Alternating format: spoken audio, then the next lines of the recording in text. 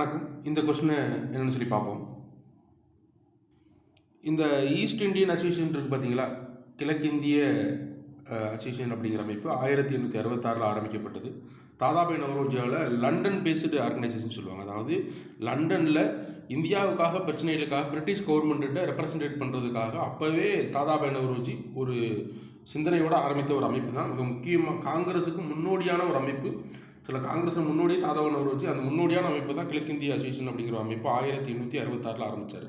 அதுக்கடுத்து சென்னை வாசிகள் சங்கம் நம்ம தெரியும் 1852 இந்தியாவில் இருந்த சென்னையில் இருந்த முக்கியமான அமைப்பு. சில நில உடைமை சார்ந்த வரிகள் சார்ந்த பிரச்சனைகளுக்காக ஏற்படக்கூடிய குறைகளை பிரிட்டிஷ் சொல்வதற்காக ஆரம்பிக்கப்பட்ட அமைப்பு. சென்னை மகாஜன சபம் காங்கிரஸுக்கு முன்னோடி அமைப்பு 1884 சில ஆரம்பிக்கப்பட்டது. காங்கிரஸ் சென்னையில் இருந்த எல்லாருமே காங்கிரஸை இணைவதற்கு முன்னாடி இந்த அமைப்பில் தான் இருந்தாங்க. அது தேசிய காங்கிரஸ் 1885 எல்லாத்துக்கும் தெரிஞ்சது. டேரெக்டாக அது எல்லாமே அப்படியே ஸ்கூல் புக்கில் இருக்கும், ஒரே இடத்துல இருக்காது.